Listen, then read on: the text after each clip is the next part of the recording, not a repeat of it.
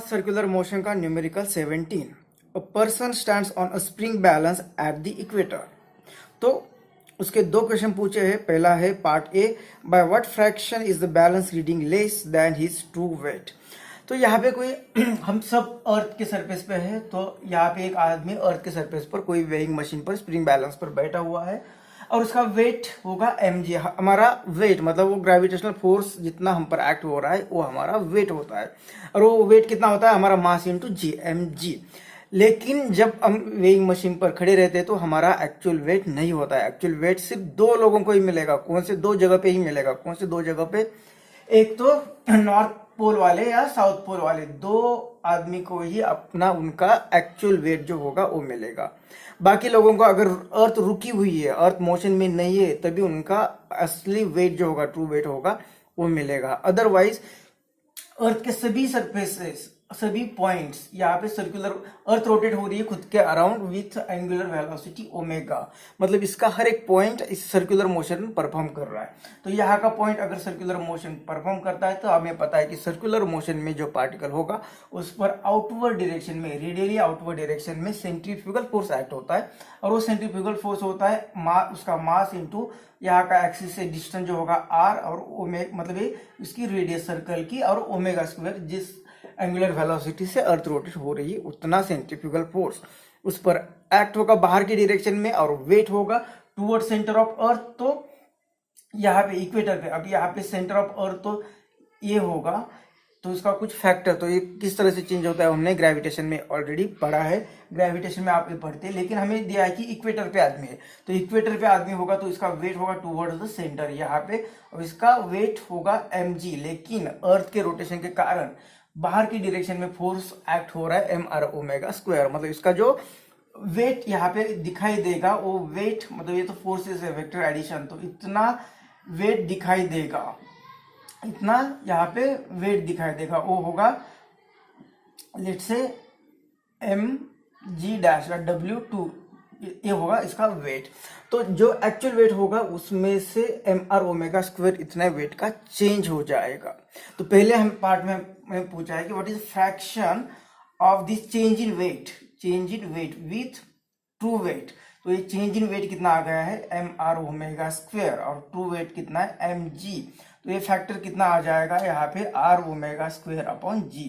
तो वो फैक्टर हम फाइंड कर सकते हैं यहाँ पे इसकी वैल्यू पुट करके। तो r, अर्थ की रेडियस होती है 6400 किलोमीटर, मतलब इंटू 10⁻³ मीटर।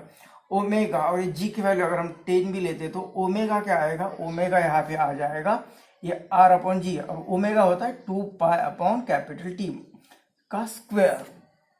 तो इस ओमेगा की वैल्यू और इसका स्क्वायर, मतलब ये तो आएगा 4, और ये पाई का स्क्वायर, और टी मतलब यहाँ से इसे पीरियोडिक टाइम कितना लगता है फिर उसी जगह पे आने के लिए, दिन और रात होने के लिए।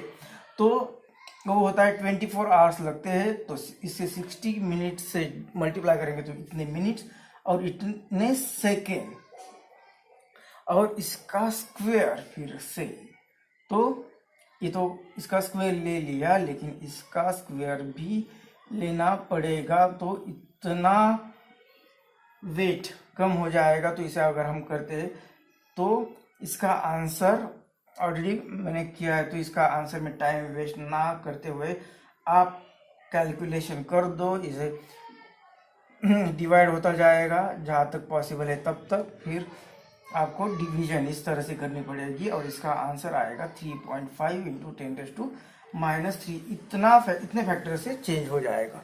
तो दूसरा पार्ट, सेकेंड पार्ट में कहा है कि if the speed of earth rotation is increase by such an amount that the balance reading is half the true weight, what will be the length of the day in this case. तो हमें यहाँ पे जो earth rotate हो रही with omega, अब ये omega हम ज्यादा अर्थ को ज्यादा तेजी से घुमाएंगे, ज्यादा तेजी से अर्थ को घुमाएंगे तो क्या होगा, ये जो पार्टिकल है यहाँ पे, जो आदमी है, वो एक रोटेशन जल्दी कंप्लीट करेगा। एक रोटेशन जल्दी कंप्लीट कर रहा है, मतलब उसका उसी जगह पे आने का टाइम जो है वो टाइम अब कम हो रहा है, मतलब पीरियोडिक टाइम कम हो रहा है। मतलब ये यहाँ से जाके यहाँ पे आता है तो एक दिन रात, मतलब 24 आवर्स में अर्थ अपना रोटेशन कंप्लीट करती है। तो यहाँ पे अभी टाइम कम लगेगा, मतलब ये आदमी यहाँ पे वापस आने के लिए 24 आवर्स में लगेगा, कम टाइम लगेगा। तो वो कितना टाइम लगेगा, यही हमें क्वेश्चन में पूछा कि what is the length of day, उस दिन की लेंथ कितनी होगी, मतलब पीरियोडिक टाइम इस आदमी को वहां पे आने के लिए कितना लगेगा ये फाइंड करना है। तो पीरियोडिक टाइम क्या होता है, टी का फॉर्मूला होता है 2π/ओमेगा, क्योंकि ओमेगा देखा है 2π/t, तो टी आएगा 2π/ओमेगा। तो ये जो दिन की लेंथ होगी वो लेंथ डिपेंड होगी इस एंगुलर फ्रीक्वेंसी पर, क्योंकि 2 कांस्टेंट है, पाई कांस्टेंट है, तो ये जो ओमेगा होगा उस पर डिपेंड रहेगी। मतलब ये कंप्लीट कितना, ये अर्थ कितने तेजी से भाग रही है इस पर। तो ये वैल्यू पुट करते तो हमें दिन की लेंथ पता चलेगी कितने आवर्स का डे होगा। लेकिन ये ओमेगा हमें डायरेक्ट नहीं दी उन्होंने लेंथ, ये ओमेगा कैसे किस तरह से दिया है कि उन्होंने कहा है कि इतने हम तेजी से भगा देंगे उसे कि ये जो अभी चेंज इन वेट आ रहा था तो वो चेंज इन वेट आ जाएगा, मतलब उसका ये जो स्प्रिंग बैलेंस है वो वेट दिखाएगी अब mg/2, उसका हाफ वेट, ट्रू वैल्यू का हाफ वेट। मतलब यहाँ पे वेट कितना दिखाती है, तो जो हमारा ट्रू वेट होता है माइनस ये जो चेंज इन वेट होता है, चेंज इन फोर्स, मतलब इतने फोर्स उसमें से घट रहा है, तो ये वेट हमें ये मशीन दिखाती है। अब एक कितना वेट दिखाएगी, डेटा दिया है कि वो होगा ट्रू वेट के हाफ, मतलब ये ट्रू वेट होता है तो उसके हाफ।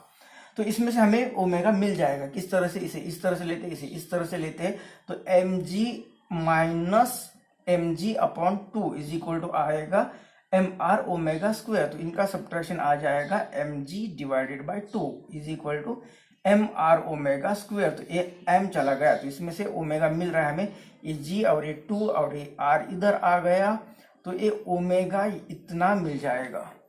तो ये वैल्यू अगर यहाँ पे पुट करते हैं हम, तो t इज इक्वल टू 2π/ओमेगा, और ये ओमेगा कितना है, √g/2r, तो 2r गया ऊपर, 2r गया ऊपर, जैसे 2r/g।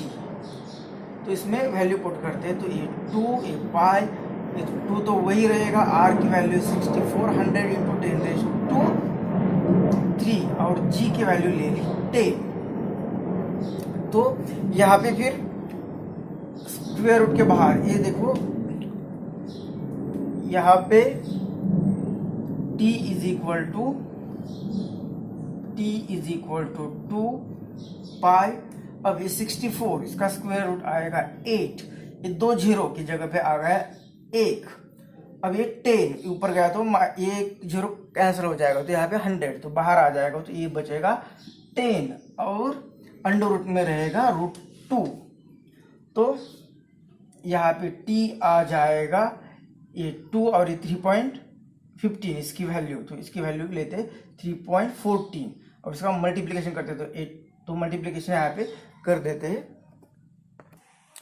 तो ये पीरियोडिक टाइम आ रहा है 2 × 80 × 10 × √2 और ये पाई, यहाँ पे पाई था तो 3.14 और √2 की वैल्यू 3.14 × √2 की वैल्यू 1.414 लेने के बाद एक कैलकुलेशन करते हैं हर किसी का, तो यहाँ पे आ रहा है 7103.9 सेकेंड, मतलब 7104 सेकेंड। तो उसे हम कन्वर्ट कर देंगे इनटू आवर्स। तो इस सेकेंड को हमने 60 से डिवाइड किया तो इतने मिनट्स आ जाएंगे, और इस मिनट को अगर 60 से डिवाइड करते हैं तो इतने सेकेंड 1.966 आवर्स, मतलब 2 आवर्स का डे रहेगा इस एंगुलर वेलोसिटी में। जितनी एंगुलर वेलोसिटी की जितने बैलेंस वेट दिखा रहा है, हमारा ट्रू वेट का हाफ वेट अगर दिखा रहा है, तो उस टाइम पे हमारा दिन सिर्फ 2 आवर्स का रहेगा।